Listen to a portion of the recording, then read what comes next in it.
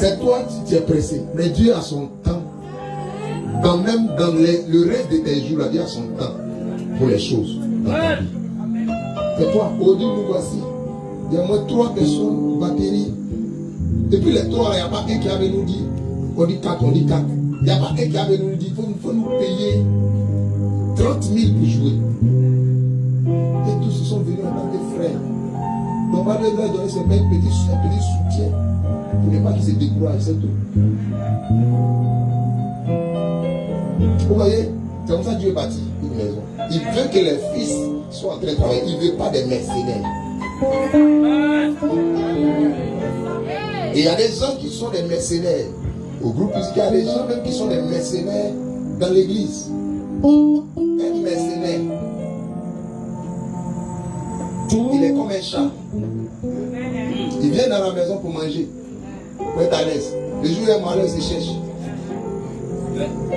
Écoute-moi, quand on veut faire le dodo, quand on veut, ça dit quand tu veux quelque chose de durable, il ne faut pas te concentrer sur les exploits. Concentre-toi sur la fidélité.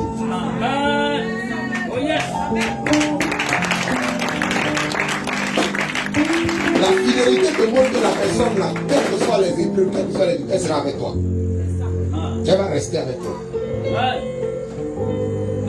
Mais l'onction te montre que la personne est capable de faire des exploits. Mais écoute-moi, le jour où tu auras besoin de la personne, c'est le jour où tu seras en faiblesse. En ce moment, tu vas voir que la personne était mercenaire. La vie, c'est comme ça. Je suis étonné. Aujourd'hui, on est en bas des bâches. Il y a des gens qui ne veulent pas venir prier en bas de la bâche. Parce qu'elle a l'image du tabernacle de Moïse. Parce que le tabernacle de Moïse, vous savez, c'était le plan de Dieu, c'était quoi? C'était fait en peau de quoi? De dauphin. C'est laid à l'extérieur, mais à l'intérieur alors. À l'intérieur, tout ce qui est dedans était en or. Mais quand tu regardes ça de l'extérieur, tu n'as même pas envie de t'approcher du tabernacle. Souvent, Dieu, pour filtrer, pour sélectionner. Et ce matin, j'étais là et puis Dieu me dit, je sélectionne. Dieu me dit, je suis en phase de sélection. Je suis en phase de sélection. Préparez-vous, vous allez voir. Quelque chose va se passer, il y a des gens qui vont commencer à quitter. Les gens que toi-même, tu les respectais, il y a des gens qui vont commencer à partir. Pourquoi? Quand le temps de la croissance arrive, Dieu fait une sélection. Pour que ce qui est impur ne puisse pas contaminer ce qui est pur qui arrive. Amen. Alléluia. Écoute-moi. Souvent le format, l'atmosphère. Je demande à Dieu, mais pourquoi tu cries bon? Je ne sais pas. Dieu dit, ça te filtrer. On va faire les bonnes choses, on commence à voir, ils vont venir. Ce qui est dans l'esprit là, c'est plus dans le sens de non, on est là, on va. Non, Dieu veut des personnes pures, intègres, droites, qui ne sont pas attachées et adonnées à l'argent. Et qui vont le servir avec un esprit de sacerdoce et un esprit sacré, de sacrifice. Pour que quel que soit le lieu où tu es, qu'il y ait l'argent, qu'il n'y ait pas l'argent, tu adores Dieu. L'apôtre Paul dit, je sais vivre dans la disette et dans l'abondance, comme dans l'abondance. Ça veut dire, Dieu l'a travaillé dans la disette, afin qu'il ne s'attende pas à quelque chose. Amen. Le Saint-Esprit est en train de faire une sélection. Et même dans la marche avec Dieu, Dieu fait des sélections. Il fait la sélection. Il t'éprouve. Il t'éprouve. Les gens qui aiment les choses tout cuit rapidement en même temps. Génération pressée, ils veulent les choses en même temps. Écoute-moi, Dieu ne marche pas comme ça. Le vrai Dieu que je prie et que je prêche est celui qui travaille avec le temps et les saisons afin de te transformer et de changer. Au fur et à mesure que tu approches de ta gloire, alors le feu augmente.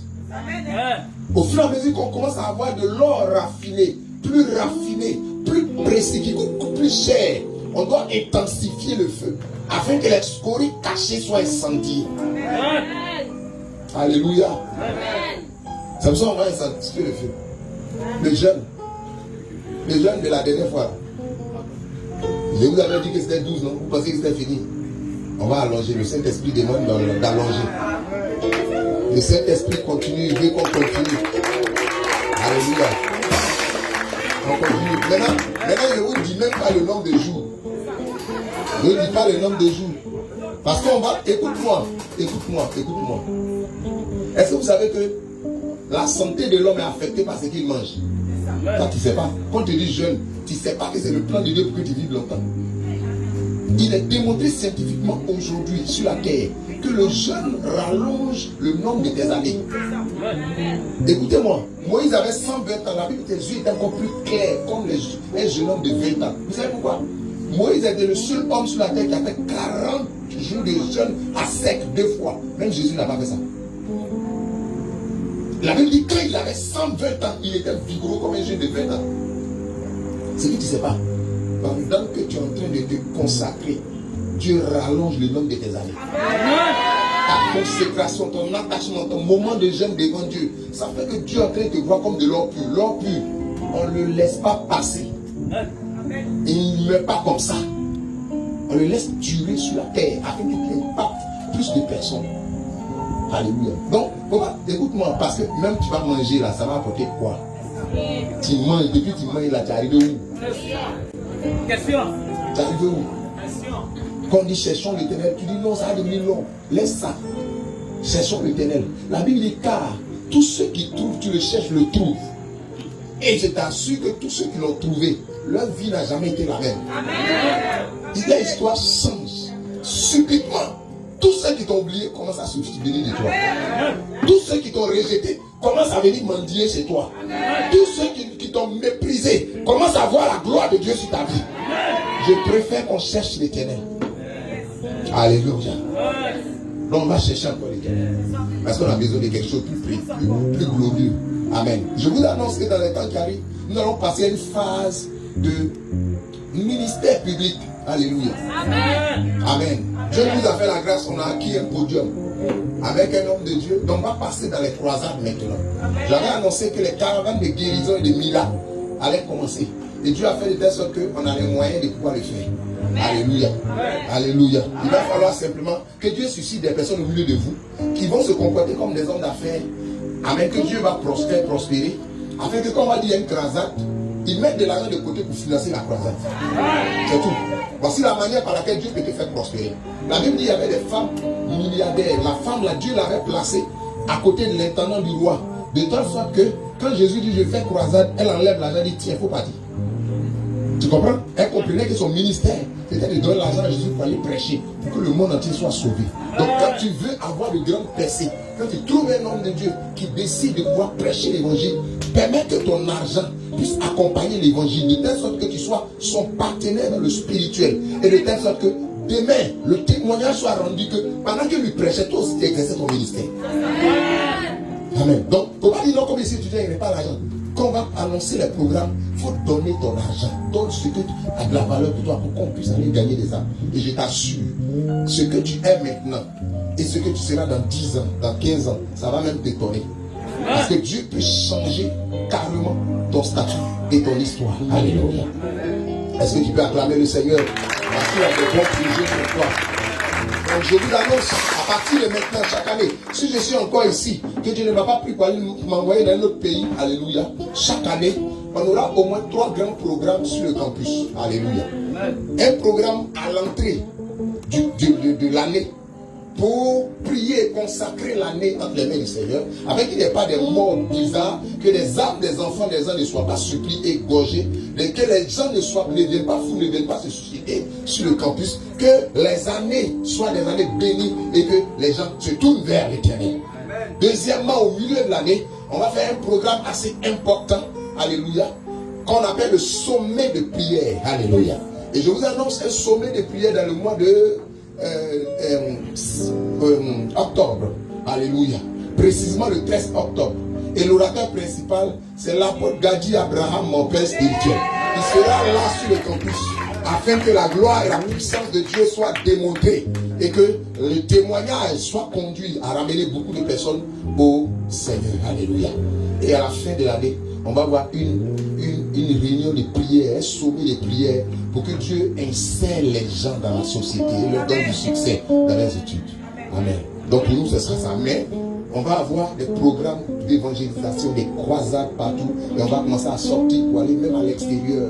À l'extérieur, alléluia. Préparons-nous. Vous qui dites que vous êtes des intercesseurs, maintenant on va voir si votre gorge est profonde ou si votre gorge est limitée.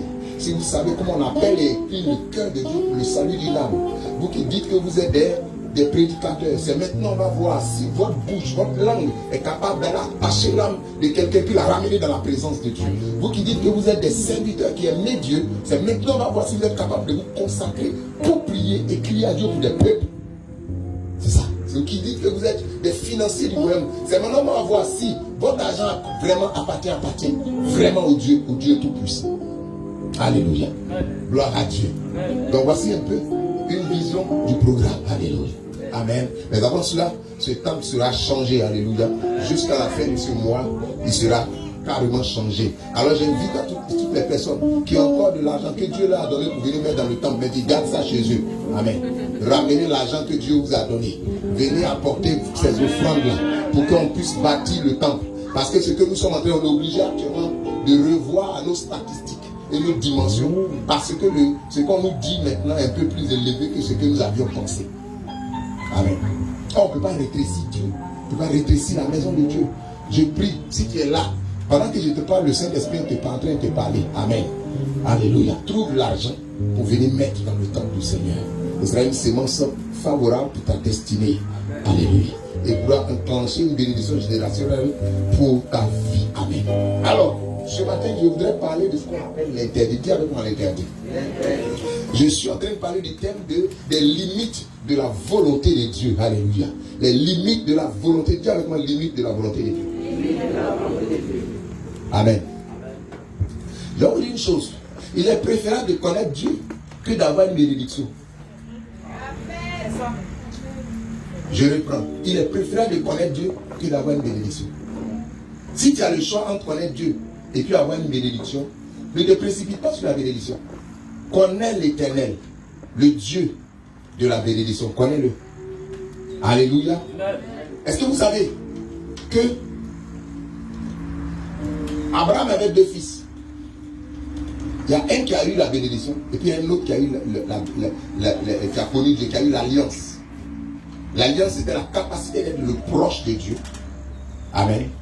Fait partie de la race de ceux qui sont très proches de l'Éternel, qui gardent l'attachement avec l'Éternel. Alléluia. Je vous assure, parmi les deux fils, amen, celui qui a plus de gloire sur la terre, c'est celui qui, comment on appelle ça, qui a gardé l'alliance. C'est pas celui qui a eu la bénédiction. Et je vous assure, actuellement, parmi les gens les plus riches sur la terre, les Juifs, amen, les descendants de celui qui a gardé l'alliance, ils sont en tête. Les Juifs sont en tête. Amen. Dans le monde. Amen. Alléluia. Amen. Les descendants de ceux qui ont eu la bénédiction, ces descendants-là, c'est vrai, ils ont eu la bénédiction, ils sont riches. Amen. Mais les gens les plus respectés, les plus honorés, qui ont plus de gloire, c'est ceux qui ont gardé l'alliance. Alléluia. Ceux à qui Dieu a donné l'alliance. Il dit, Ismaël sera béni. Mais Isaac aura mon alliance. J'ai établi mon alliance avec Isaac.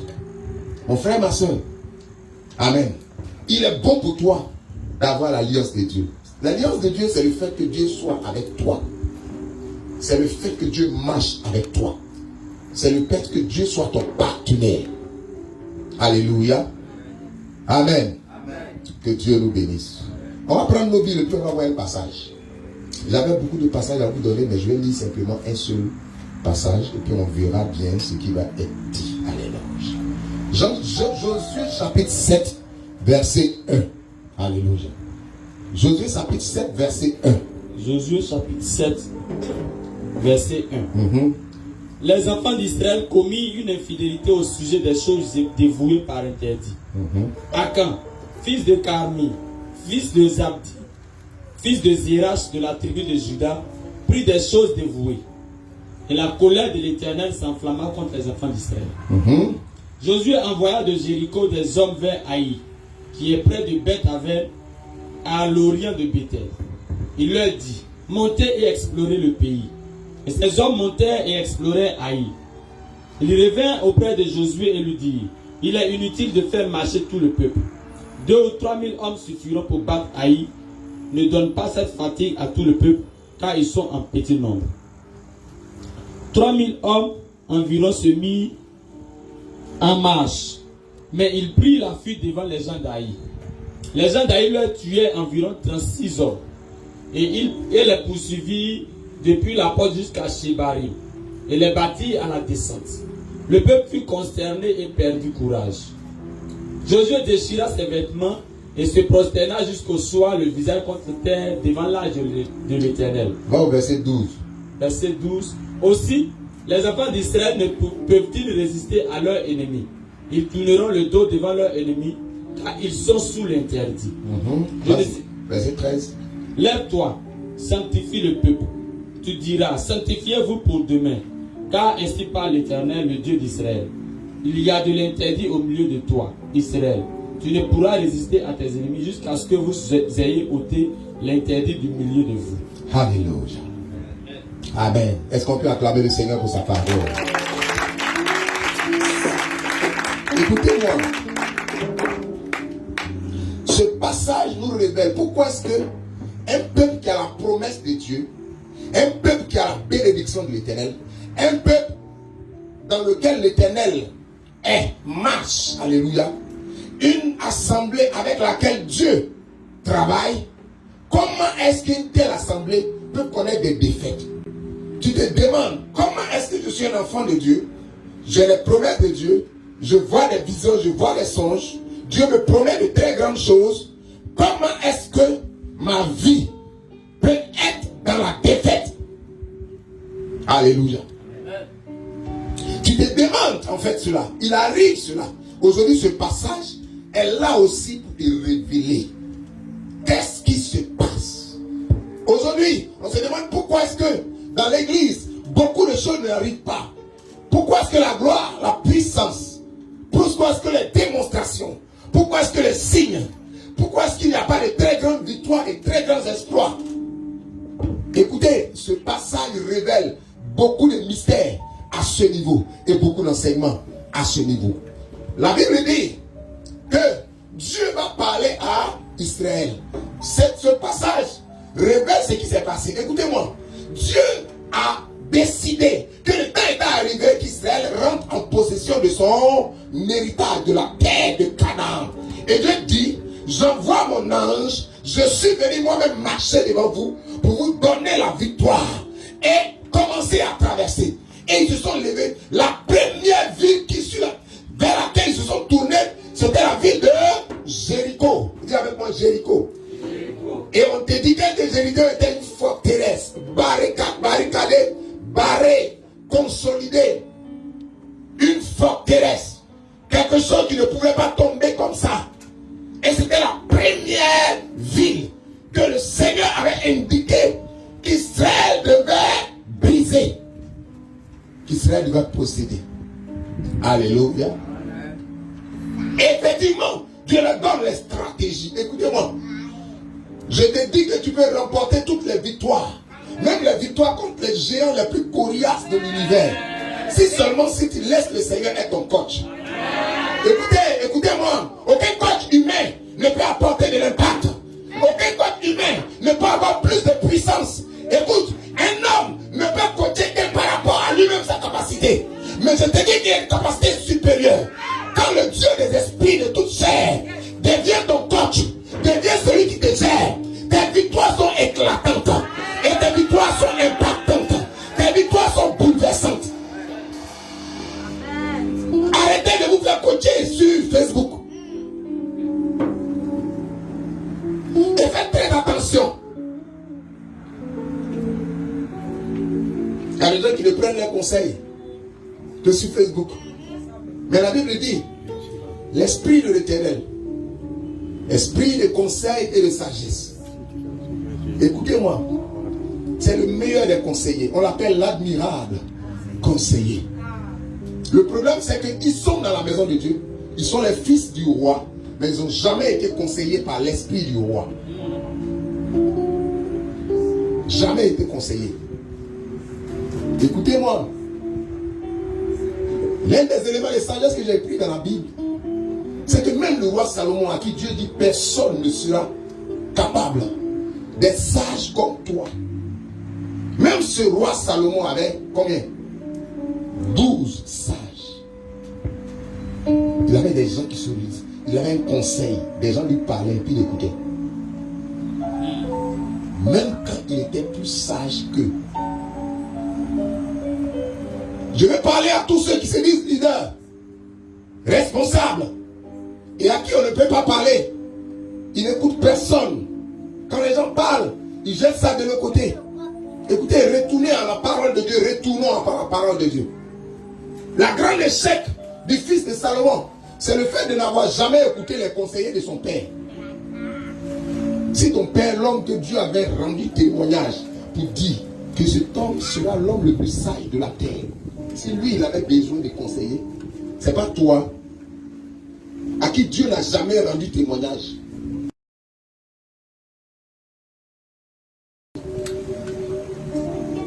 Alléluia. Et sous le conseil de l'Éternel, effectivement, la Bible d'Israël a posé des actes qui ressemblaient à la folie devant les hommes. Israël est venu danser. Israël est venu se promener chaque matin pendant 7 jours. Danser, crier pendant 7 jours.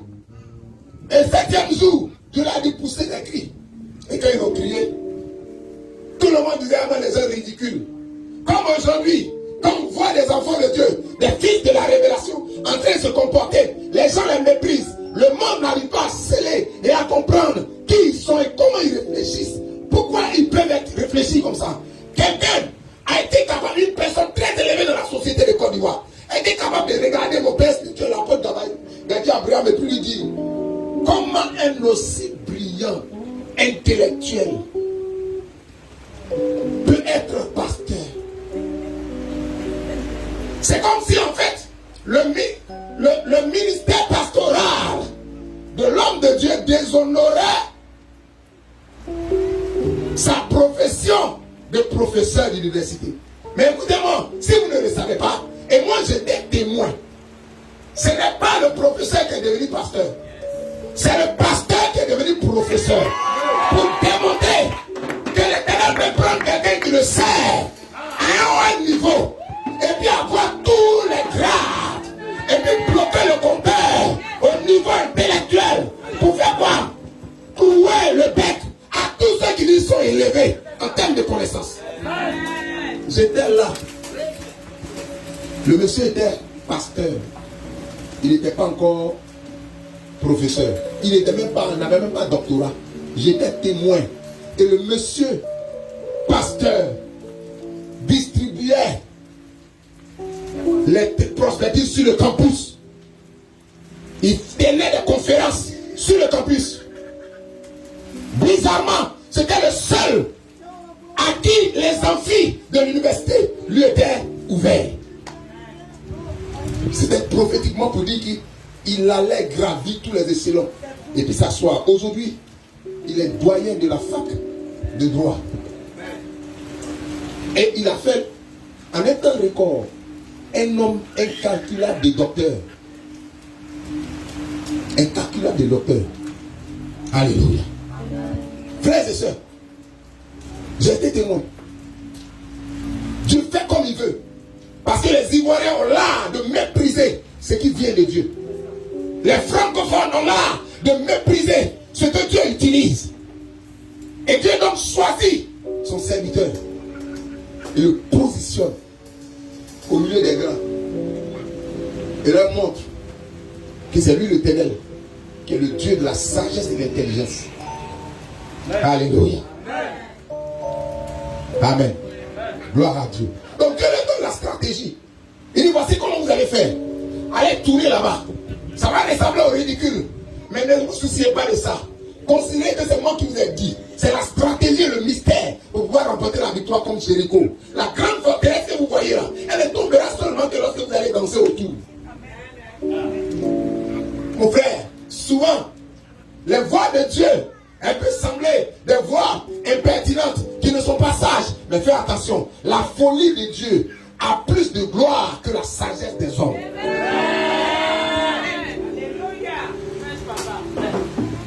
Alléluia. Et alors, voici ce qui va se passer. Ils ont fait tout ce temps. Et puis quand ils ont poussé les cris, les forteresses qui avaient pratiquement, c'est-à-dire les murailles de Jéricho, qui avaient une dimension de 7 mètres, dans lesquelles les gens habitaient même. Est-ce que vous comprenez? 7 mètres, c'est de là-bas à ici. Ça même, ça là même. Ça, oui, de là-bas peut-être pratiquement au milieu ici. 7 mètres. Mais la Bible dit, les gens m'ont habité dans ça. Il a fallu seulement des cris. C'est pourquoi un peu de qu'on te dit, tous les clameurs dans la maison de Dieu, tu ne sais pas quelles sont les forteresses que Dieu guette, que Dieu vise. Tu ne sais pas avec quoi Dieu veut renverser ces forteresses. C'est pourquoi on te dit, acclame. Est-ce que quelqu'un peut acclamer le Seigneur? Poussez les clameurs.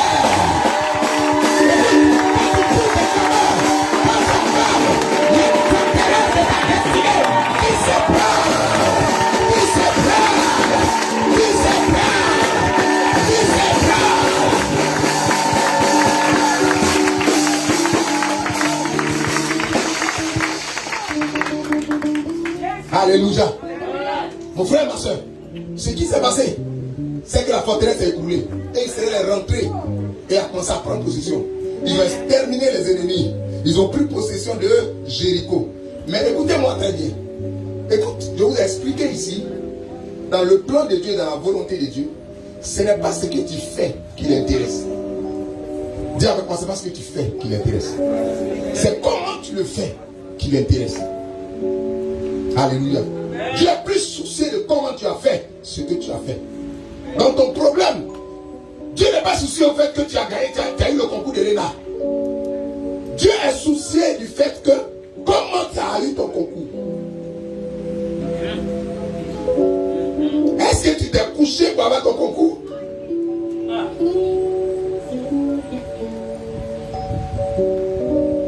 Est-ce que tu as corrompu pour avoir ton concours? Ou est-ce que tu es tenu ferme dans la parole de Dieu afin que la gloire lui revienne? C'est de ça qu'il est soucieux. Amen. Alors, avant de partir combattre, Dieu leur a dit, quand vous allez rentrer, il y a beaucoup de richesses dans le pays.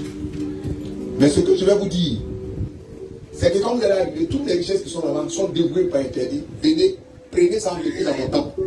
Mettez dans mon tabernacle. Considérez que c'est un interdit, tout ce qui est là-bas. Amen. Ça m'appartient. Vous savez ce que ça voulait dire? Ça voulait dire qu'Israël devait faire ce qu'on appelle le principe, activer le principe des prémices. Leur première victoire, il devait prendre toutes les richesses de la première victoire puis donner à Dieu. C'est le principe des prémices. Amen. Mais vous savez ce qui va se passer? Quand ils sont arrivés là-bas, il y a quelqu'un d'entre eux qui a vu de l'or, qui a vu des vêtements, des manteaux de gloire. Il a vu. Et il a apprécié, il a aimé. Il a été séduit par ce qu'il a pris, il a gardé. Et il a soulevé ça pour venir mettre dans sa maison.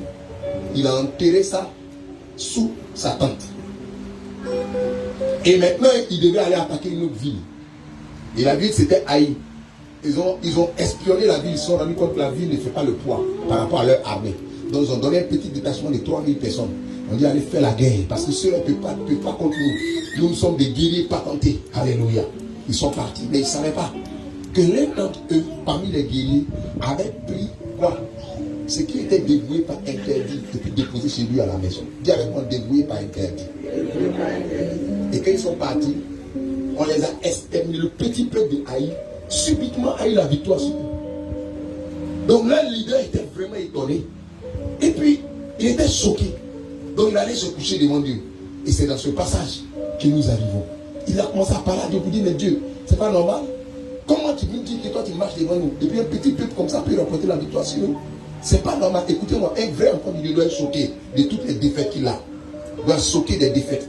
De choquer de tout ce qui arrive comme problème dans sa vie. Et doit avoir une attitude. Il y a beaucoup d'enfants de Dieu qui sont choqués, mais ils se déçoivent. Ils sont déçus. Ils sont là, ils s'abandonnent. Non, un vrai enfant de Dieu, un vrai serviteur de Dieu, quelqu'un qui est devenu mature, quand il constate une défaite dans sa vie, il fait quoi? Il décide de traiter le sujet devant le trône de Dieu. Il décide d'apporter ça devant Dieu. Il ne s'arrête pas quelque part pour bavarder. Il ne s'arrête pas quelque part pour murmurer. Il ne s'arrête pas pour dire. il ne va pas prendre des décisions hâtives.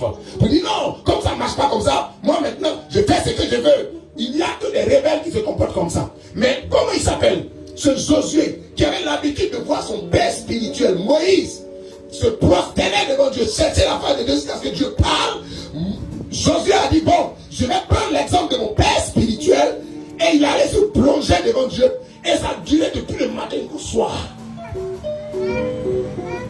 Dis à ton voisin depuis le matin jusqu'au soir. Il y a qui veut tout en même temps. Il faut que Dieu parle en même temps quand il arrive. Dieu n'est pas ton boy, Dieu n'est pas ton serviteur. Il vient quand il veut. Et il vient quand il saura que ton cœur sera plus disposé. Parce que souvent ton cœur est rempli de choses bizarres. Et puis tu veux que Dieu descende pour te parler. Il ne te parlera pas. Il se tait.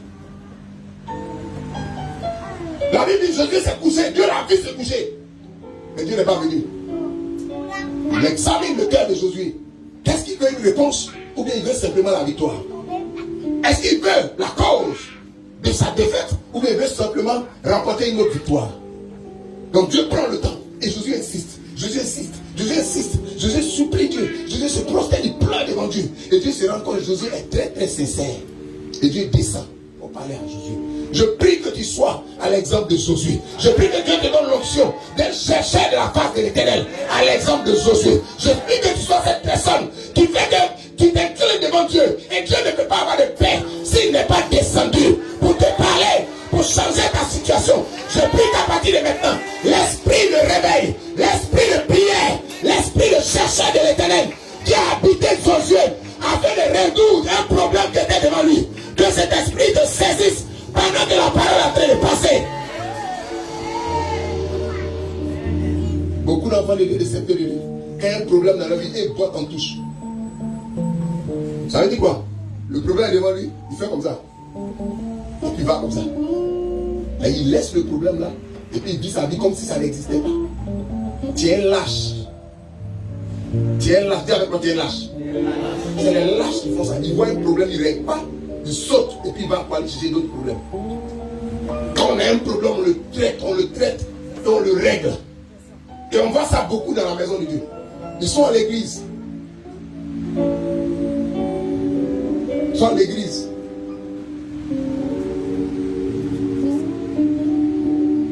Et depuis s'il arrive à l'église, les choses ne marchent pas. Ils ne traitent pas. Il dit, je vais aller dans une autre église. Cherche à bien examiner ton cœur. Examine ta vie. Ce n'est pas parce que tu as été déplacé que les choses vont changer. Hein. C'est pas ça le problème. Balaam s'est levé. Il dit, va maudire Israël. Vous avez vu, c'est même position ici. Dieu a fait quoi? Dieu a changé en bénédiction. Après, il dit non. Son ami Balak lui dit, mais change de place. Il dit, si tu vas de l'autre côté, peut-être que là, ça va marcher. Et beaucoup raisonnent comme ça. Mon frère, ma soeur, ce que tu dois changer ne se trouve pas à l'extérieur, ça se trouve en toi. C'est toi qui dois changer. Par le cœur avec lequel tu regardes, le cœur avec lequel tu fais les choses, Dieu ne prend pas plaisir à ça. Alors il ne réagira pas, il ne t'interviendra pas. Alléluia. Et Dieu va révéler que il y a de l'interdit au milieu de vous. Alors je suis venu dire à quelqu'un, nous sommes ici, on se demande pourquoi est-ce qu'on n'arrive pas à atteindre les nombres que nous voulons. Les gens viennent et s'en vont. On ne sait pas, mon frère. Il y a de l'interdit. Il y a de l'interdit. Il y a des gens qui sont ici. C'est des gens professionnels de la fornication. Ils forniquent et puis après ils viennent à la maison. Ils disent c'est Dieu. Ils forniquent. Ils sont là. Ils marchent avec Dieu. Il y a des gens qui sont des professionnels de la pornographie sur téléphone. Professionnels de ça. Quand tu as fini de souiller ton esprit là, tu veux que Dieu parle à qui au travers de toi, ton esprit? Il y a des gens qui sont ici. Pendant qu'on est là, ils mangent à la table d'un démon. Il va manger à la table de la sorcellerie. Et puis il vient à l'église. Il vient manger à la table du Seigneur. Il vient ici. Et puis il se présente comme s'il est enfant de Dieu. C'est de l'interdit. Il y a des gens qui sont ici. Et je vais vous expliquer toutes les formes d'interdit qui existent. Mon temps est assez poussé, mais je vais essayer de faire ce que je peux faire. Écoutez-moi. Dieu lui dit, hey, Josué, lève-toi. Va dans le peuple, il y a de l'interdit là-bas. Cette semaine, c'est la semaine où on va travailler contre l'interdit. Yes. Amen. Amen. Maintenant, je suis un serviteur qui marche par l'esprit. La main, c'est pas pour moi. Le blanc, c'est pas pour moi. Parce qu'il dit, on n'a pas fait ça, il fait. Point. Voilà. Yes. Et Dieu dit, interdit, interdit. Traitez avec l'interdit. Traitez avec l'interdit. Traitez, dis à ton voisin, traitez avec l'interdit. Écoute-moi, quand l'interdit est là, personne ne réussit. Ceux qu'on a envoyés, c'était des tireurs d'élite, des tueurs d'élite. 3000 personnes, tueurs d'élite, ils sont partis. Mais les 3000 personnes tueurs d'élite, parce qu'au milieu il y avait une personne qui avait de l'interdit, ils ont échoué. Mon frère et ma soeur, quand on est à l'église et que les choses semblent ne pas marcher dans ton concours, c'est parce qu'il y a de l'interdit. Il y a des gens là, ils ne savent pas que leur seul péché détruit la destinée de tout le monde à l'église. Ça détruit le programme qu'on veut faire. Ça sabote tout ce qu'on est en train de faire. Les gens pensent que non, moi seul, même caché là-bas, j'ai fini de pécher. Je vis une vie de péché. Pendant un jour, pendant 2 jours, je suis ma bouche et puis je viens. Et puis j'arrive. Mais ça a un impact qu'on appelle un impact corporate. C'est-à-dire sur la corporation. Le corporation, c'est quoi? C'est l'esprit du corps.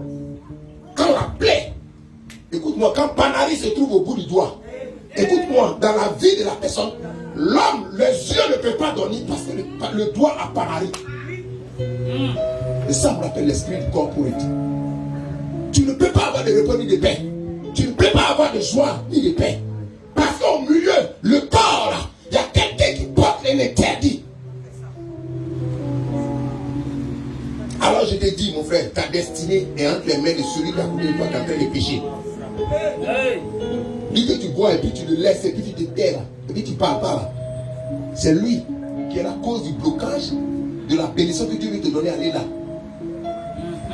Le voyage que tu dois avoir là, celui que tu regardes, il pêche et puis tu le laisses pêcher. Tu te tais là. C'est à cause de lui. Ton voyage tarde. Parce que quand lui rentre dans l'église, il y a ce qu'on appelle une couche. Je ne vais pas appeler ça une couche d'ozone, mais une couche d'azote. Ça, c'est moi qui donne le nom. En tout cas, il y a une couche bizarre. Un voile bizarre qui vient sur l'église et qui empêche que tout ce qui est relâché du ciel descende. Parce qu'il a un esprit corporate.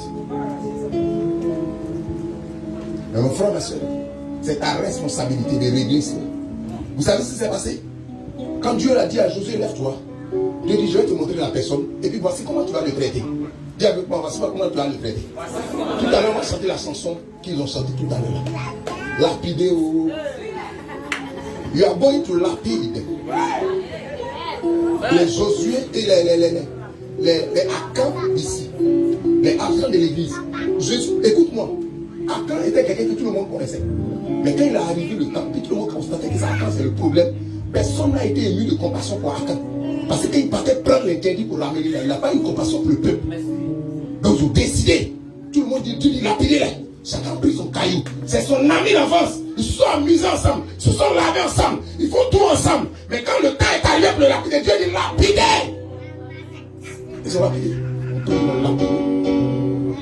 Et puis les mots, ils l'ont lapidé jusqu'à ce qu'il meure. Chaque coup qu'on donnait, il criait. Les personnes abandonnaient. Tout le monde le lapidait. Parce que toi seul, ton seul péché a fait que 3000 personnes ont eu une défaite. Ils sont morts là-bas. Tu n'as jamais analysé la cause de ton péché. Les choses que tu fais dans le secret, tu n'as jamais examiné que ça peut créer un problème dans l'église. Jamais. Ce qui t'intéresse, tu fais ce que tu veux. Quand on est dans le corps de Christ, dans l'église, on ne fait pas ce qu'on veut. On fait ce que Dieu dit de faire. Et surtout quand tu connais ce que tu ne dois pas faire, il ne faut pas aller faire. L'interdit était danger pour la volonté de Dieu. L'interdit était danger pour la volonté de Dieu. Même quand Dieu a fini de donner ses promesses, l'interdit suspend les promesses et établit le règne de Satan. Le règne de la défaite. Le règne de la ruine. Je vais parler à quelqu'un qui pense que son corps lui appartient. Le Seigneur dit, le corps est le temple du Saint-Esprit. Toi, prends le temple du Saint-Esprit et le donner à des prophètes qui ont touché à l'interdit. C'est le temple du Saint-Esprit, ce qui est le temple du Saint-Esprit consacré. Tu ne peux pas le donner à un homme et puis il va jouir de ça. Et puis tu reviens à l'église, tu dis non, c'est mon corps, il n'y a pas de problème, j'ai fait ce que je peux. Écoute-moi, tu as touché à l'interdit. Parce que ce que tu appelles ton corps là, c'est nous aussi notre temple là. C'est notre lieu saint. C'est notre lieu consacré. On doit te lapider. Aujourd'hui, on va te lapider spirituellement. Les gens qui n'ont aucun regard pour les choses qui appartiennent à Dieu, ce qui est sacré, faites attention. Écoute-moi, dans les villages, allez au village, demandez, quand lors d'une famille, et puis quelqu'un vient et puis vole et s'en va, fais attention, toute la famille peut être destinée. Toute la famille peut être destinée. C'est-à-dire, tous les jours, tous les mois, quelqu'un va tomber, jusqu'à ce qu'il fasse ce qu'il y a à faire. C'est ce que les hommes connaissent comme interdit. Mais l'interdit de Dieu est plus grand. L'interdit de Dieu est plus grand. Les gens s'emparent de leur corps. Et le temple consacré de Dieu. Et ils veulent livrer cela à tout moment. Au diable et aux ténèbres. Et après, ils viennent dire dans l'église, Dieu bénit pas. Dieu va bénir quoi? Dieu n'est pas un promoteur du péché. Aucunement, mon Dieu n'est pas un promoteur du péché. On l'appelle le Dieu 3 fois saint. Le peuple de Dieu est saint. Mais Dieu, lui, il est 3 fois saint. Il a horreur de l'iniquité du péché.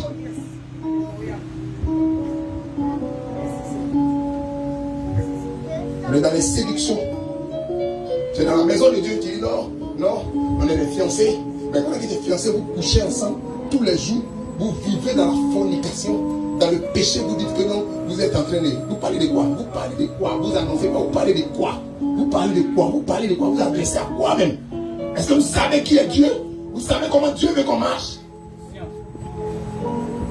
Deuxième type d'interdit. Écoute-moi, ton cœur est comme une chasse gardée. Dans le temple de l'Éternel, il y a ce qu'on appelle le lieu saint. Et il y a ce qu'on appelle le lieu très saint. Ton cœur est comme le lieu très saint. Mais tu es capable de garder à l'intérieur de ton cœur quoi? La colère. Dans la maison de Dieu. Hors de la maison de Dieu. Tu déposes la colère là-bas. Et puis tu viens. Et puis tu déposes les rancunes. Et puis tu viens. C'est l'interdit. C'est l'interdit. Ça crée beaucoup de problèmes. Le cœur là, écoute, ça ne t'appartient pas. C'est le cœur de Dieu qui t'a donné pour vivre. Ça ne t'appartient pas. C'est le ciel de beaucoup de choses. C'est le lieu très saint. Le lieu très saint de ta vie. C'est ça le cœur. C'est là-bas que se mijotent toutes les bonnes choses. Et c'est là-bas que peuvent se mijoter toutes les mauvaises choses aussi. C'est à l'intérieur du cœur. C'est de là-bas dans le temple. C'est du lieu très saint que sortait toute la gloire. Si tu regardes dans Ézéchiel 47, la Bible dit que c'est du temple qui sortait l'eau. De tout du cœur du temple, du lieu très saint sortait l'eau. Du temple et ça visitait tout le peuple. Ça visitait tout le peuple. L'eau qui sort de ton cœur. L'eau qui sort de ton cœur. Est-il une eau amère? Est-il une eau remplie de colère et de rancœur? Tu gardes ça dans ton cœur. Tu vois les chrétiens. Ils sont... Avec toi, tu es en train de traumatiser le cœur de Dieu. La Bible dit, c'est lui qui détruit le temple, Dieu le détruit. Enfin de Dieu. C'est lui qui détruit le temple, Dieu le détruit. Tu prends ton corps, tu t'en vas donner à comment il s'appelle? À Oussa. Pour avoir l'argent. Après ta vie jolie, tu viens à l'église. Tu donnes à Oussa. Ton corps, là, tu t'en donnes à Oussa. Pour avoir l'argent pour manger. Tu détruis le temple de Dieu. Un Aoussa. Si tu n'as pas détruit le temple de Dieu, tu as fait quoi? Aoussa. Il dit celui qui détruit le temple, Dieu le détruit. Écoute-moi, prends garde aux choses que tu fais. Pendant que tu es dans le corps que tu as là. Tu ne sais pas de quoi tu parles. Les interdits. Interdits. Dis avec moi interdit. Alléluia. Faites attention aux interdits. Je vais vous citer. Attention, ton cœur ne doit pas abriter la colère. Écoute-moi, le cœur doit être gardé plus que toute chose. C'est ce que il dit dans le Proverbe. Il dit garde ton cœur plus que toute chose, car c'est de lui qui sortent les sources de la vie. Donc s'il y a quelque chose que tu dois garder dans ta vie, c'est ton cœur. Oh, tous les jours, même ton voisin, même celui qui t'aime, il va te dire quelque chose, ça ne va pas te plaire. Mais Dieu dit, ta responsabilité à toi, c'est de garder ton cœur. Sinon, il va sortir des sources amères. On va te voir comme sorcier, mais c'est parce que tu as l'habitude de garder dans ton cœur des rancunes. Donc quand on fait des sondes là, toi on te voit, tu as des cornes. Parce que ton cœur est rempli de cornes. Et puis on dit que tu es sorcier. Et effectivement tu es sorcier. Parce que tu ne peux pas être à côté de quelqu'un qui t'a gardé rancune dans ton cœur jusqu'à... Tu ne pardonnes pas. Écoute-moi, le cœur n'appartient pas. Quand Dieu veut venir te bénir là, c'est quand il te bénit sur ton cœur. Quand tu as fini de charger ton cœur, quand Dieu vient et puis il regarde là, il retourne avec ses bénédictions. Quand tu as rempli ton cœur de mauvaises choses, il retourne avec ses bénédictions. Tu dois vider ton cœur tous les jours. Même quand quelqu'un te fait du mal, même quand il n'est pas venu demander pardon, appelle-le pour demander pardon. Et puis vous allez désactiver ça. Ça te permet de libérer ton cœur pour que le jour où Dieu veut te visiter, il te visite facilement. Mais tu as chargé ton cœur. Quand Dieu vient, il dit regarde, il dit son cœur est chargé. Il a déjà quelque chose dans son cœur. On lui donne rien, c'est fort, allons-y. Il retourne à la maison. Mais tu as l'impression que ton mariage tarde. C'est pas que ton cœur est bourré et noir. Rempli et noir. Dis à ton voisin, désactive ton cœur. Dis à ton voisin, libère ton cœur. Deuxièmement, le péché, tel que la fornication. La Bible dit, des gens ont été dépossédés de leur héritage à Canaan à cause de la fornication. La fornication a envoyé la colère en Israël. Le trouble. Il a fallu quelqu'un qui avait un esprit de sacrificateur et rempli de zèle. Dis avec moi, rempli de zèle. C'est cet homme-là qui a regardé ceux qui partaient forniquer. Et puis il a pris une flèche. Et puis il les a piqués. Quand il a fini de les transpercer, les deux. La Bible dit, dès qu'il a fini de les transpercer, Dieu a donné une révélation directement à Moïse. Il dit, Moïse, tu vois cet homme qui a piqué là. Moi, je traite alliance avec lui désormais. À partir de maintenant, c'est lui qui sera celui qui va gérer le sacerdoce. Parce qu'il a été zélé pour mes intérêts. A dit à tous les frères et toutes les soeurs qui sont là, non, moi je ne veux pas parler de ce que les enfants font, de ce que papa, toi-même, moi je ne pas là pour les papatos. Écoute-moi, souvent dans la bénédiction de Dieu, dans la maison de Dieu, être papato pour les intérêts de l'Éternel gagne l'alliance avec Dieu. Quelqu'un est en train de détruire le temple de Dieu. Quand tu le vois, tu dis non, il n'est pas fait papato. Mais tu es capable d'être papato dans le foyer des gens. Mais papato pour le royaume de Dieu, pour que les choses soient gardées, ça ne t'intéresse pas. Écoute-moi. Filet a mis sa bouche dans leur affaire. Fornication, c'est entre vous deux. Mais il ne faut pas l'impact de votre fornication va arriver contre nous. Si je vois ça contre nous, je peux t'égorger. Il a piqué, le javelot l'a piqué. Dès qu'il a piqué, Dieu dit, je le bénis encore. Sur 3 générations, sur 4 générations. Écoute, il y a des manières de faire quelque chose de mal à quelqu'un. Hein, qui va faire que Dieu va augmenter 4 générations sur toi. Il va mettre plus 4 générations sur ta bénédiction. Pourquoi? Parce que ce que tu as fait là, ça a épargné la destinée de beaucoup de personnes. Tu ne vas pas aller faire du mal à quelqu'un. Va mélanger mon message. Va mélanger mon message. Alléluia.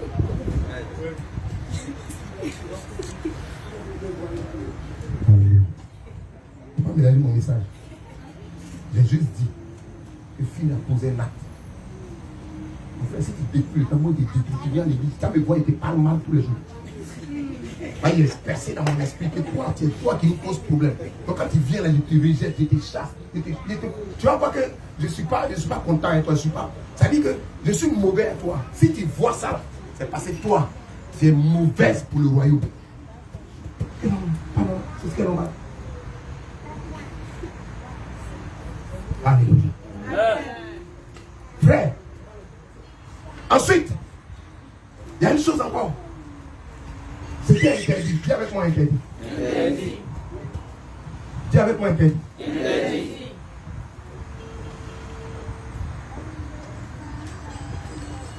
Il y a un élément qui fait partie de l'interdit.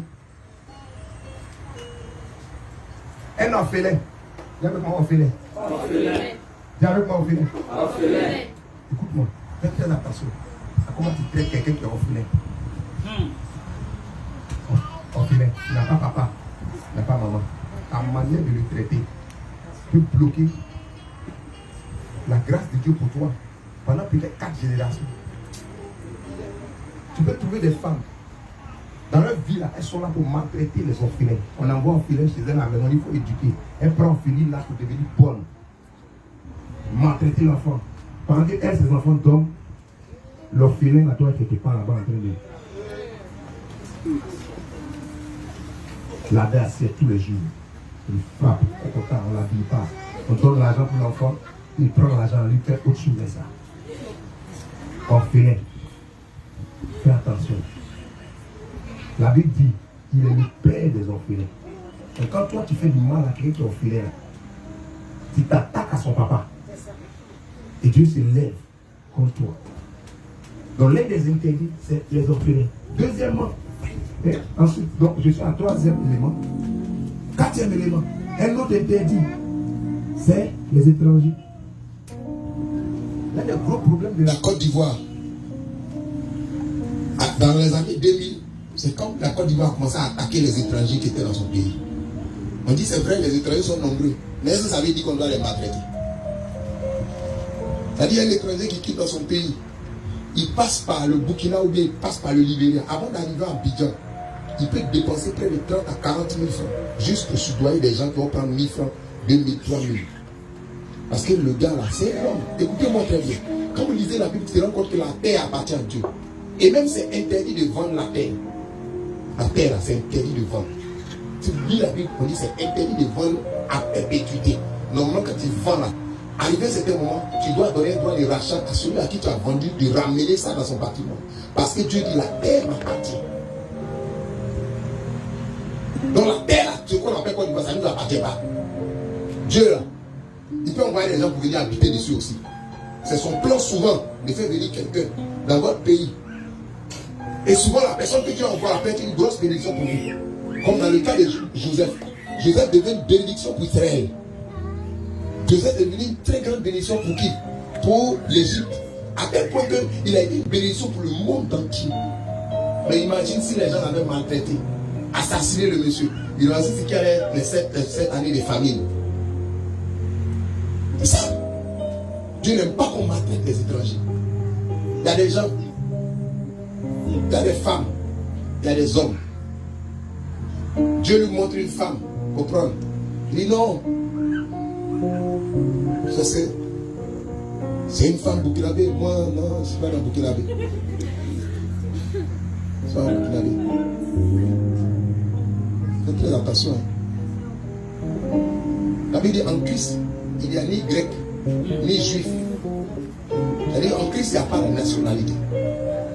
Les principes des nationalités, Dieu s'en fout de ça. Est-ce qu'il a le Saint-Esprit? Est-ce qu'il craint Dieu? C'est tout, c'est important. Vous les sœurs, on demande non, c'est un Anango, on n'aime pas les Anango. Vous laissez ça. Si toi Dieu t'a destiné à marier Anango, tous les Ivoiriens qui te voient en garçon. Il n'y a que les Anango qui te voient en femme. Là tu dis non, il ne prend pas. C'est là. Et tout le monde est dépassé. Ça va 60 ans. Jusqu'à ce que tu dis Seigneur, donne-moi qui tu veux. 61 ans. Un Anango encore vient. Il dit, je veux te marier. Tu avais l'avantage d'avoir un Anango à 25 ans. Tu dis, moi, je ne veux pas un Anango. 40 ans après. C'est là que tu apprends Anango. Il faut comprendre les mystères de comment Dieu marche. Amen. Étrangers, ne maltraitez pas les étrangers. Il dit ne maltraitez pas les étrangers. Alléluia. Il dit si tu maltraites les gens, moi l'Éternel, je vais te punir. Avant même que l'étranger ne pleure, je vais te faire du mal. Parce que toi, Israël, toi-même tu as été étranger ailleurs. Et je n'ai pas accepté qu'on te maltraite. Alléluia. Ça c'est le 4e interdit. Alléluia. 5e interdit. Les points de l'Éternel.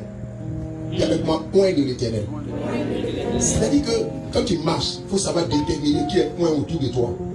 Parce que les points de l'Éternel sont les balises de l'Éternel, soit pour ta bénédiction, soit pour ta malédiction. Fais très attention, autour de toi. Tu peux être en train de marcher avec ta jumelle, même avec ton fils. Amen.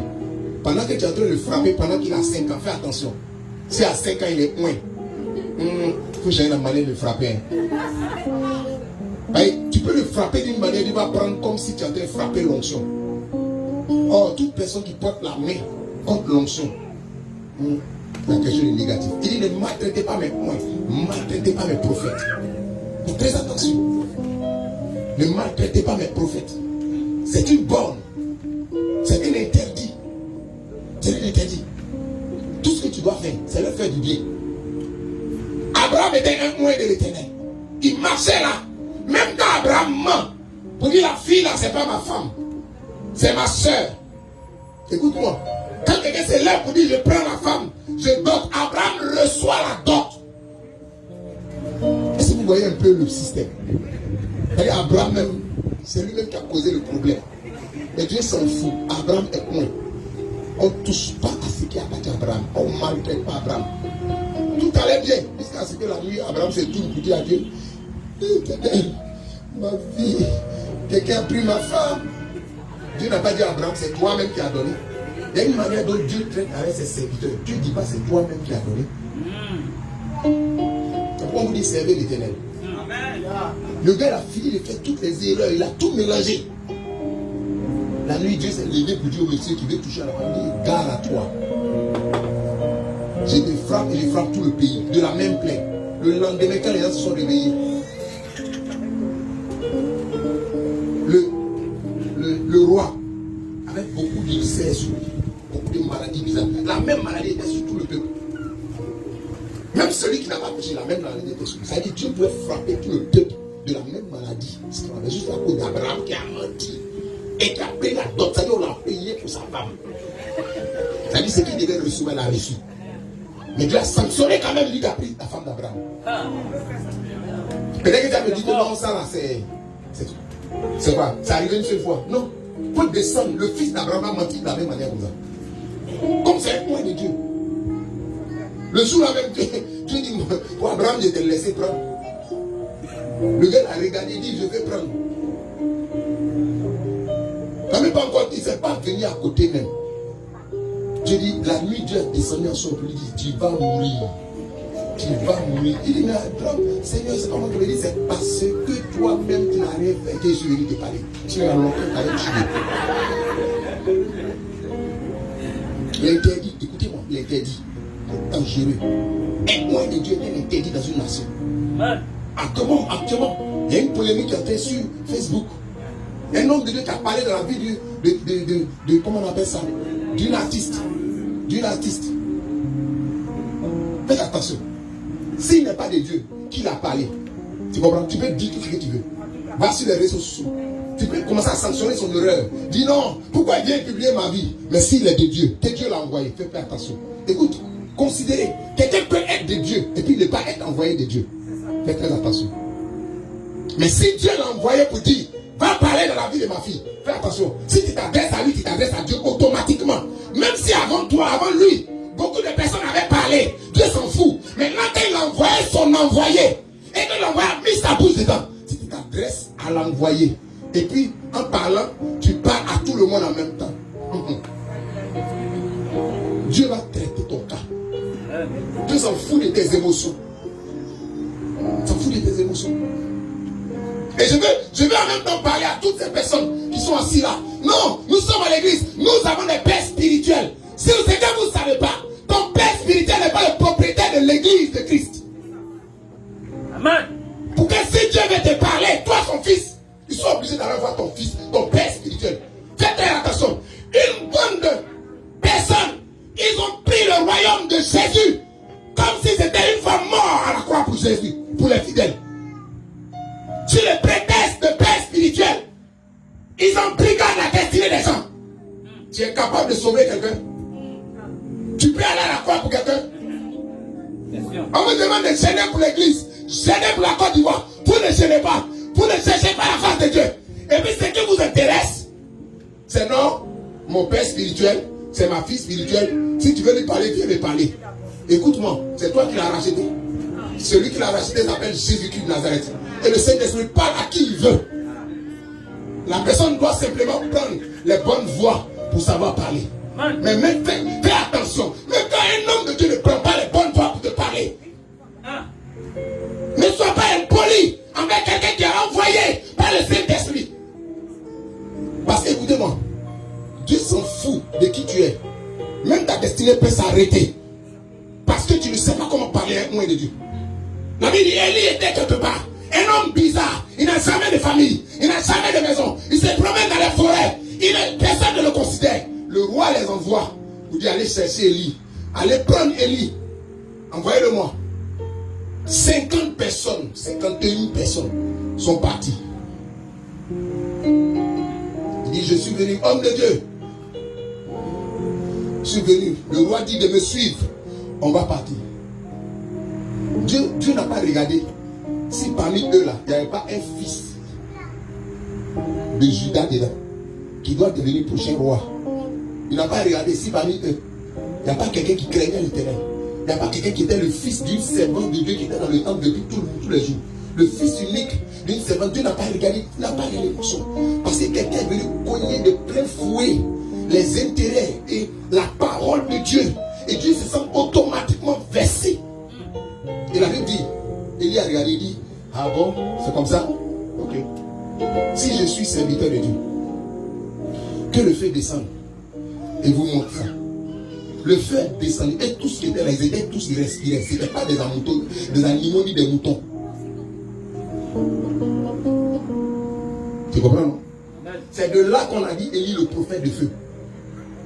Parce qu'en fait, le ministère d'Élie où le feu descend pour consumer le, comment on appelle ça? Le sacrifice là. Tout le monde a déjà fait ça. Même comment il s'appelle? Aaron. Premier sacrifice d'Aaron, le feu descend du ciel pour consumer. Tu comprends, non? Même Jéthro a fait sacrifice. Le feu est descendu pour consumer. Non, c'est pas de ça qu'on parle. Mais faites très attention. Concernant Élie. Donc parlez mal. Non. Dieu dit, on dit de descendre ici. Viens. Je prends. Ah bon? Si l'Éternel est avec moi et que je suis son prophète, que le feu descende pour te prendre. 50 personnes consumées. Ils sont devenus charbon.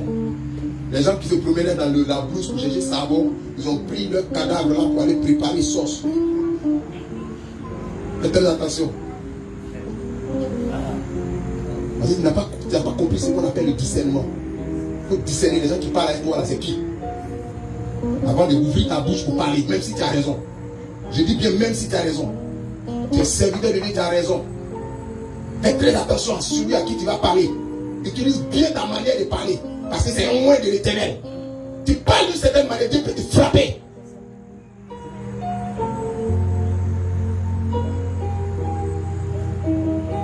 Autres personnes sont venues.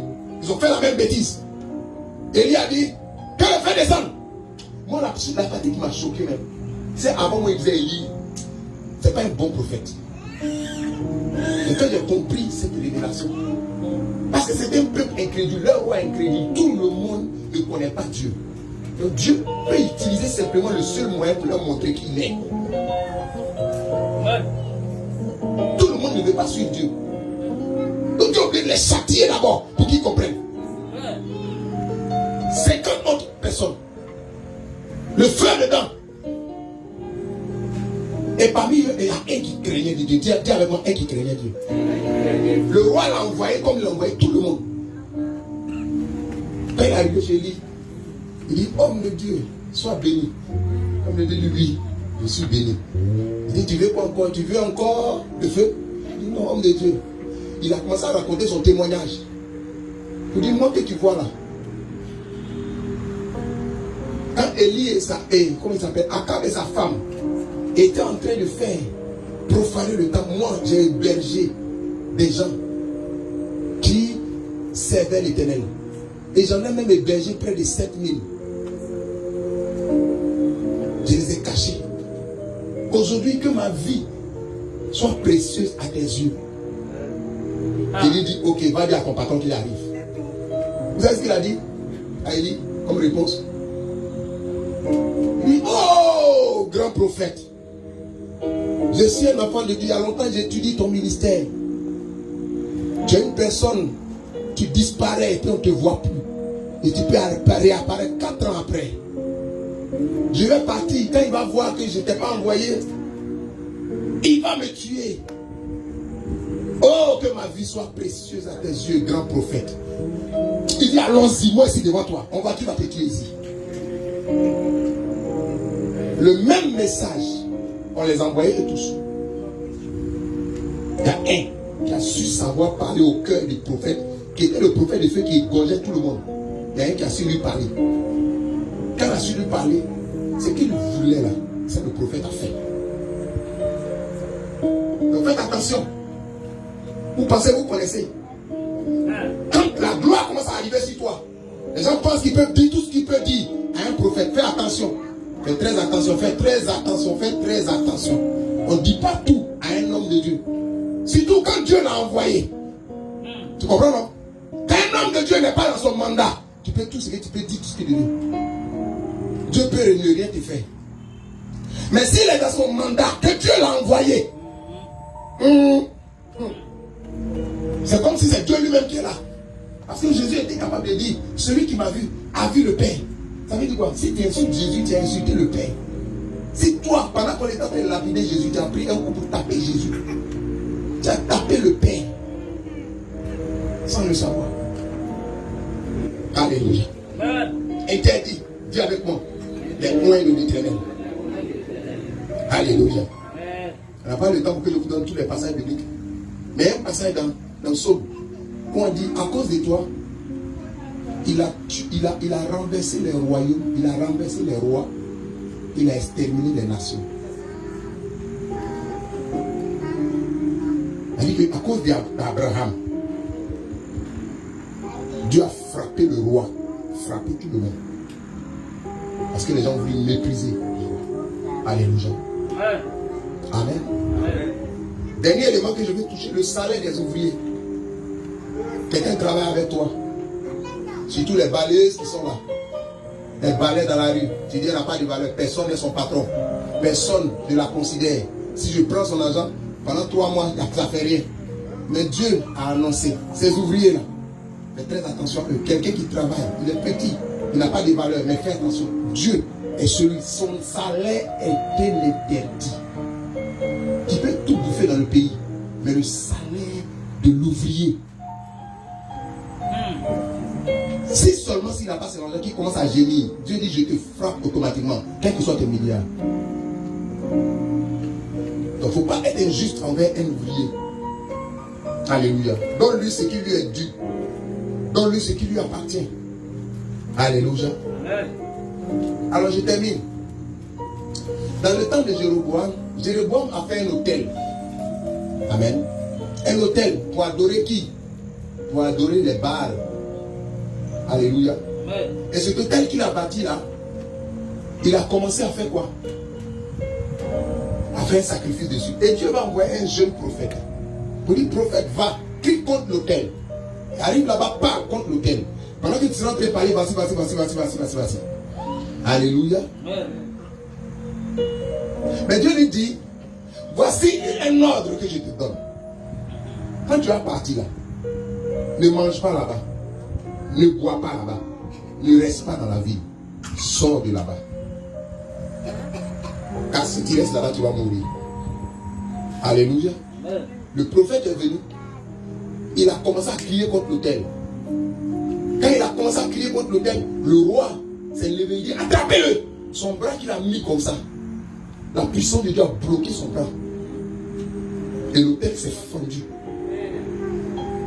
Tout le sacrifice tombé dans la poussière. Et le roi a dit, c'est un homme de Dieu puissant. Et il a appelé le monsieur, il dit, vraiment excuse-moi, prie pour que Dieu ramène mon bras. Moi en tant qu'homme de Dieu, je ne vais pas prier. C'était moi. Moi que tu me connais. I will not pray. Quand tu marches avec quelqu'un, tu sais comment il est. Tu vois, quand tu dis attraper-le là, tu en veux à ma vie. Maintenant, quand Dieu t'a montré qui je suis, moi de venir prier pour toi. Et l'homme de Dieu, tu sens que l'homme de Dieu n'était pas expérimenté dans la marche avec Dieu. C'est que tu as frappé là. Qui que tu sois, il ne faut pas vouloir corriger. Laisse Dieu venir corriger. Tout ce que tu peux faire, c'est d'intercéder. Demander pardon à Dieu. Ah Seigneur, pardon. Mais avant que la personne, elle dit séance tenante, ta main est bloquée, en même temps il te demande pardon, il faut faire ça à changer. Non, il n'a pas encore compris la leçon. Laisse ça refroidir d'abord. Laisse son bras dessus. Le jugement n'est pas encore pénétré son cœur. Laisse ça d'abord. Il ne faut pas automatiquement donner la chose. L'homme de Dieu a prié, il dit non. Et puis le bras est revenu. Amen. Et le roi, le roi, il dit bon, écoute, viens, il faut manger, il faut t'asseoir. Il dit non. Et l'homme de Dieu va faire une erreur d'indiscrétion. il va lui dire tout ce que Dieu lui a dit dans la cachette. On ne fait pas ça. Dieu m'a dit. Si c'est secret, surtout, si c'est des secrets de votre marche, ne publie pas. Parce que ce sont des secrets que tu as en train de mettre dehors. Le secret de ta puissance, c'est que quand tu rentres dans l'endroit, tu ne dois pas manger, tu ne dois pas boire et tu ne dois pas rester là-bas. Tu dois emprunter un autre chemin. Voici le secret. Mais lui, il a publié ses secrets. Quand il a fini de parler, il dit bon, je m'en vais. Et il a pris la route. Il y a un autre prophète qui était là-bas. Avis à toutes les personnes qui aiment les affaires des prophètes. Ils sont en train de chercher les prophètes partout. Cherche les gens qui prophétisent. Faites très attention. Il y a un prophète qui tue prophète. Il y a un prophète qui tue prophète. La Bible dit qu'il y avait un vieux prophète qui était dans la ville. Pendant qu'il était dans la ville se pervertissait. C'est quel genre de prophète ça? Pendant qu'il était à l'intérieur de la ville s'égarait. Jusqu'à on a bâti un hôtel, il n'a jamais eu de prophétie. Et quand il voit un homme de Dieu qui marche dans la gloire de Dieu, il vient dire moi je suis un prophète. Écoute-moi, garde ton prophétisme pour toi-même. Parce que si vraiment tu es prophète, la ville dans laquelle tu es doit changer, doit avoir de l'impact. Quand la ville est en train de pécher, toi, tu dois savoir que tu dois lui donner la parole de l'Éternel. Tu n'as pas fait.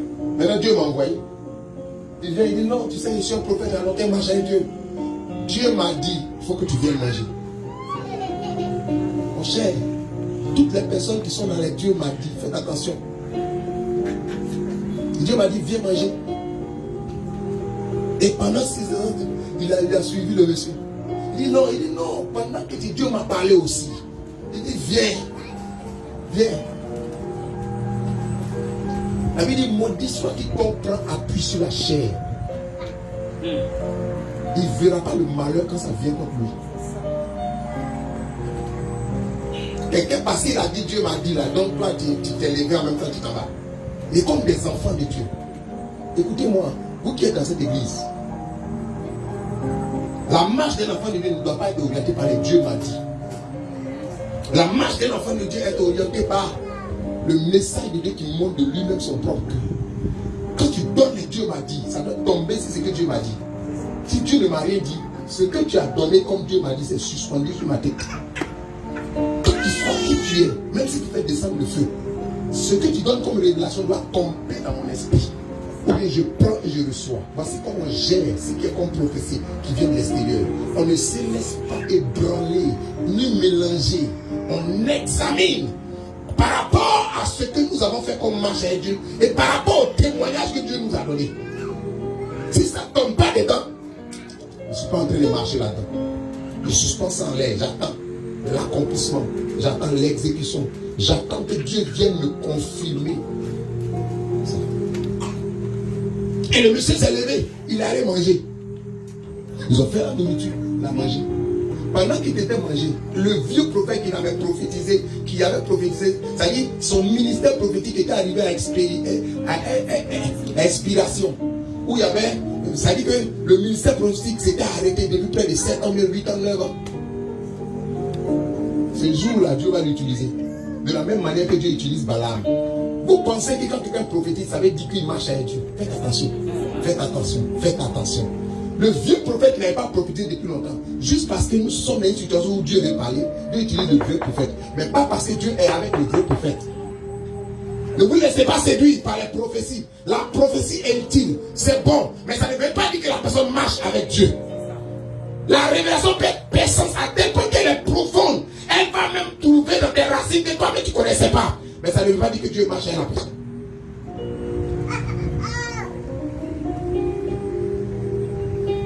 Il faut savoir discerner comment ça se passe. La Bible dit de l'examiner.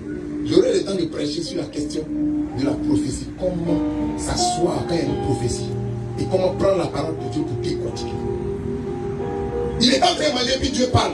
Il dit tu vas mourir, il n'a pas obéi, tu es rebelle. Quand Dieu a fini de l'utiliser pour prophétiser. Vous savez comment l'homme de Dieu, le vieux prophète, a appelé le jeune prophète? Il dit c'est le prophète rebelle. Quand il sortait de la ville, il a croisé un lion qui l'a dévoré. Tué. Le lion l'a tué, puis le lion s'est couché juste à côté de lui. Écoute-moi très bien. Quand Dieu te donne une parole, c'est lui qui gère ta destinée. Et celui dont je parle là, il est celui qui a le contrôle. Il connaît aujourd'hui, il connaît demain. Il sait que pendant qu'il est en train de parler, il y a un lion rugissant qui tourne, qui rôde. Il sait ce qu'il dévorait. Et Dieu lui te donne les révélations. La Bible dit, faites attention car le diable, votre ennemi. La Bible dit, quand il parlait sa route, il y a un lion qui l'attendait. Le lion l'a pris, il l'a tué. Vous avez vu un lion qui tue, il meurt et puis se couche. Il attend qu'on vienne prendre l'homme pour aller l'ignorer. Donc tu l'as tué pourquoi? Naturellement. Quand un lion n'a pas faim, il ne tue pas. C'est démontré quand un lion, dans les études et dans les vidéos de National Geographic, quand un lion n'a pas faim, il ne tue pas. Mais ce lion-là n'a pas mangé. Mais il l'a tué quand même. Ça veut dire que ce n'était pas un lion normal. C'est le lion rugissant dont on parle. Celui qui est comme un lion mais qui n'est pas un lion. C'est lui, Satan. Il a tué le monsieur. Et puis il l'a libéré. Alléluia. Frère et soeur, l'interdit. Dis avec moi l'interdit.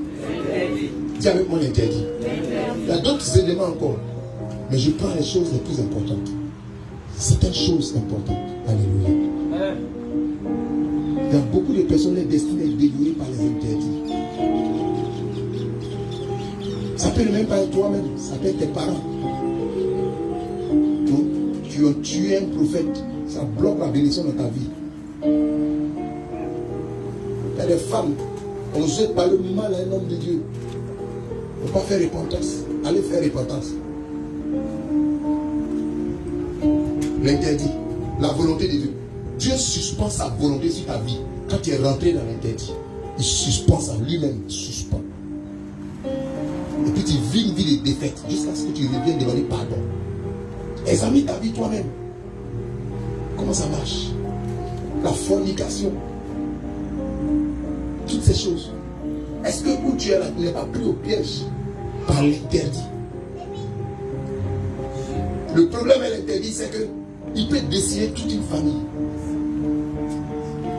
C'est une personne qui a volé l'or sacré, mais ça tue toute la famille. Ça les efface. L'or que Akab est parti, et comment il s'appelle? Akab est allé prendre dans sa famille. Le jour où le lapideur allait pour lui, sa femme et ses enfants sont morts. Les gens ont l'impression que non, ils peuvent vivre. Il y a des péchés quand il fait là, ça extermine tout ce qui t'appartient, toutes tes possessions, ça détruit ça. Alléluia. Et je pense que le Seigneur te parle. Tu vas fermer les yeux simplement. Est-ce que tu n'es pas dans ce cas-là? À l'église, tu te caches. Toi, avec un frère de l'église, vous êtes dans la fornication. Et vous pensez que non, Dieu ne vous voit pas. Il y a quelque chose qu'on appelle l'interdit. Tu touches à ça, ça extermine ta vie, ça détruit les bénédictions.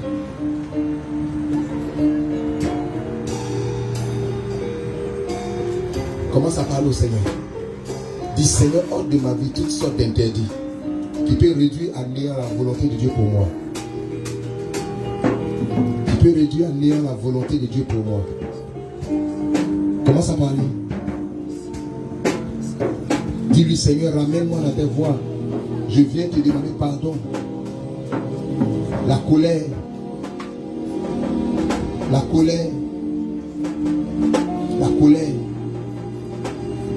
Le mauvais traitement des points de Dieu. Et tout cela, je m'approche de toi. Ôte ces choses dans ma vie. Ôte ces choses dans ma vie. Ôte ces choses dans ma vie. Ôte ces choses dans ma vie. Ôte ces choses dans ma vie. Oui, parle.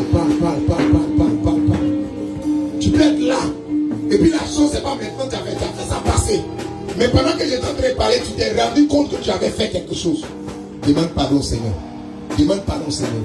Un autre interdit, c'est les nourritures sacrifiées aux idoles. Les nourritures sacrifiées aux idoles. On a sacrifié les choses aux fétiches. Ce sont des interdits. Demande pardon, demande pardon, demande pardon, demande pardon.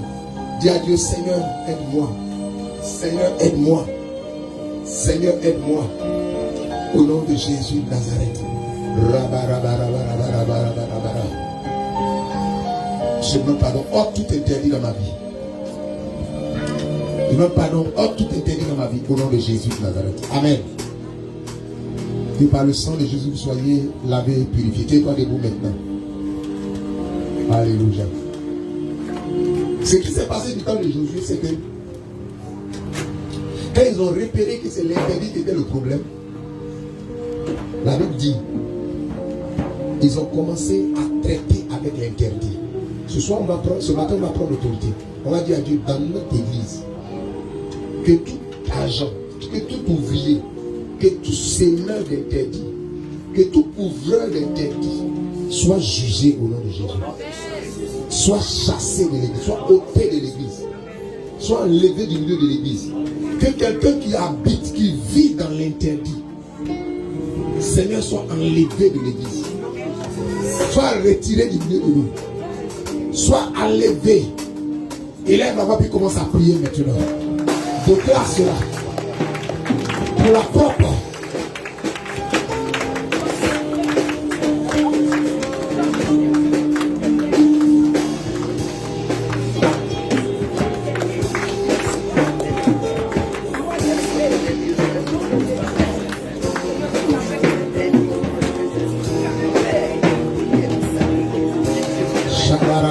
J'entends pas quelqu'un prier, j'entends pas quelqu'un prier. Dieu Seigneur, je déclare un jugement contre tout interdit au milieu de nous. Je déclare un jugement contre tout interdit au milieu de nous. Que toute forme d'interdit cachée au milieu de nous soit pulvérisée, anéantie. Soit pulvérisée, anéantie. Soit exterminée par le feu au nom de Jésus-Christ de Nazareth. Tout interdit, tout interdit. Tout interdit, tout interdit. Le feu étranger. Tout feu étranger. Toute idole, toute nourriture sacrifieuse idole, toute personne mangeant la tête du diable, soit maintenant chassée, chassée, chassée. Seigneur, pas au milieu de nous, toute forme d'interdit. Rabachala, brada, brada, brada de Dieu.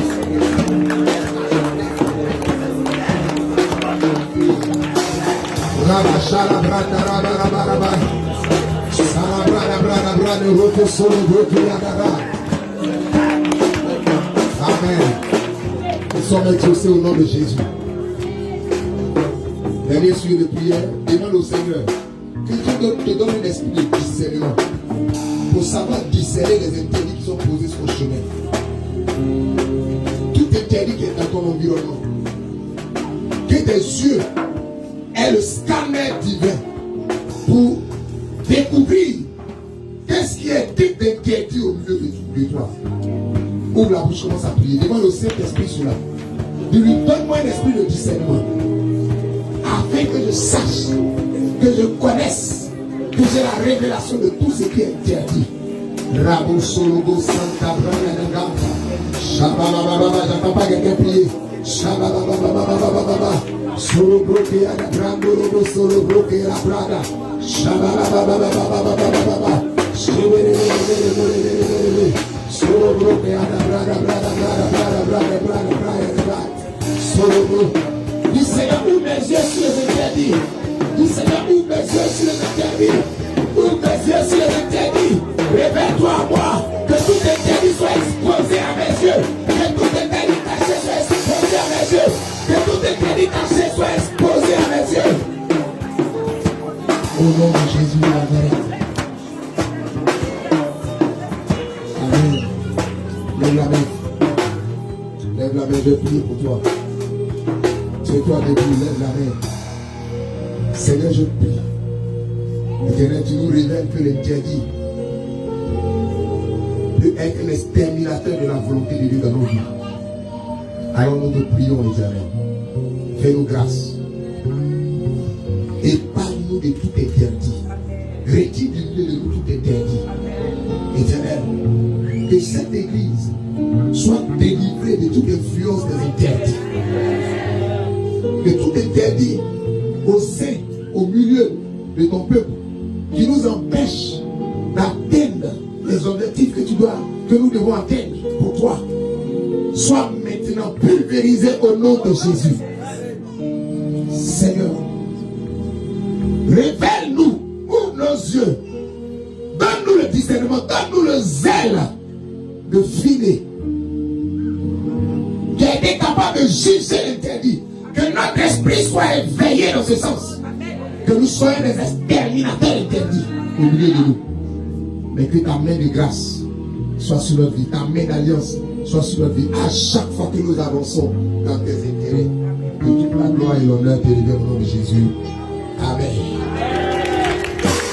Gloire au Seigneur, gloire au Seigneur, gloire au Seigneur.